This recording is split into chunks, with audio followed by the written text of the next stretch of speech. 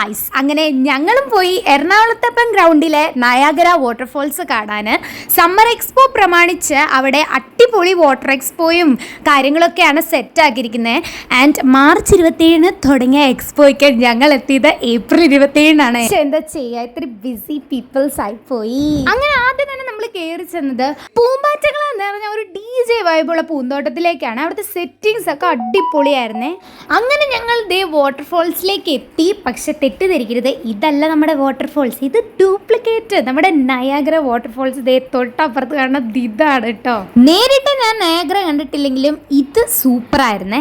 അപ്പോഴത്തേക്കും പിള്ളേരെല്ലാവരും ജീപ്പ് കണ്ടിട്ട് പിന്നെ കുറച്ചു നേരം അതിലായിരുന്നു കളി. വേഗിത ഓൾറെഡി ഒരു പ്രാവശ്യം അമ്മുക്കയുടെ കൂടെ ഇവിടെ വന്നിട്ടുണ്ടേ. അതുകൊണ്ട് അവക്കറിയായിരുന്നു ഇവിടെ വന്നാൽ കുളിക്കാൻ പറ്റുമെന്ന്. അതുകൊണ്ട് 3 പേരും കൂടി പുതിയ ഡ്രസ്സ് വേറെ എടുത്തോണ്ടൊക്കെയാണ് വന്നത്. അവര് വെൽ പ്ലാൻഡ് ആയിരുന്നു ഇവിടെ വന്ന് കുളിക്കാനായിട്ട്. പിന്നെ അങ്ങോട്ട് ഒരു 1/4 മണിക്കൂറോളം മൊത്തത്തിൽ ഇരുന്നും കിടന്നും ഒക്കെ കുളിപ്പായിരുന്നു കേട്ടോ അവര്. എനിക്ക് തോന്നുന്നു രാവിലെ വരുന്നേക്കാൾ കുറച്ചും കൂടി അടിപൊളി രാത്രി വരുന്നതായിരിക്കും. കാരണം ആ ലൈറ്റിംഗ് ഒക്കെ അപ്പോഴാണ് ആസ്വദിക്കാൻ പറ്റാന്ന് തോന്നുന്നു. പിന്നെ നിങ്ങൾ വരുമ്പോൾ നിങ്ങൾക്ക് വാട്ടർഫോൾസിൽ കുറച്ചും കൂടി ടൈം സ്പെൻഡ് ചെയ്യണം എന്നൊക്കെ ഉണ്ടെങ്കിൽ നിങ്ങളൊരു 7 മണി സമയത്ത് ഇറങ്ങുകയാണെങ്കിൽ നന്നായിരിക്കും. അപ്പോൾ വാട്ടർഫോൾസിലും ടൈം സ്പെൻഡ് ചെയ്യുക. അത് കഴിഞ്ഞ് പിന്നെ നല്ല അടിപൊളി ഷോപ്പിംഗ് ഒക്കെ ഉണ്ട്. ഞങ്ങളും പോയായിരുന്നു കേട്ടോ ഷോപ്പിങ്ങിന്.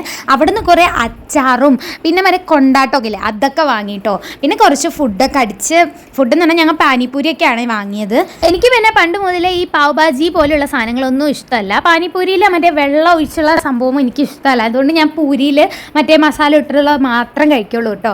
അങ്ങനെ നമ്മൾ നേരെ പോയിട്ട് പിന്നെ അങ്ങോട്ട് റൈഡ്സിലേക്ക് കയറി. അമ്മേനെ ജയന്റ് വീലിൽ കയറണം എന്ന് എനിക്കൊരു ആഗ്രഹം തോന്നി. അങ്ങനെ എങ്ങനെയൊക്കെയോ വലിച്ച് ഞാൻ അങ്ങോട്ട് പോയി. പക്ഷെ ജയന്റ് വീലിലെ എക്സ്പീരിയൻസ് പറയുകയാണെങ്കിൽ അമ്മ എന്നെയാണ് ഞെട്ടിച്ച് കളഞ്ഞത്. അമ്മ അവിടെ ഇരുന്നിട്ട് മൊത്തം ഒരു വേറൊരു വേൾഡിലൊക്കെ പോയ പോലെ എന്തൊക്കെയോ കാണിക്കായിരുന്നു. ഞാനാണ് അങ്ങോട്ട് അന്തം വിട്ട് അമ്മേനെ നോക്കിക്കൊണ്ടിരുന്നത് കേട്ടോ. ഇവിടെ എന്താ സംഭവിക്കണേ എന്നുള്ള രീതിയിലാണ് ഞാൻ നോക്കിക്കൊണ്ടിരുന്നത്. ഇവരും ഏതൊക്കെയോ കുഞ്ഞു കുഞ്ഞു റൈഡിലൊക്കെ കയറിയായിരുന്നു. അങ്ങനെ ഞങ്ങളുടെ ഇന്നത്തെ കുഞ്ഞു കലാപരിപാടികളൊക്കെ കഴിഞ്ഞിട്ട് നമ്മൾ എന്തൊക്കെയോ കുഞ്ഞു കുഞ്ഞു സാധനങ്ങളൊക്കെ വാങ്ങിയിട്ട് പതുക്കെ നമ്മൾ തിരിച്ചങ്ങോട്ട് പോവുകയാണ്.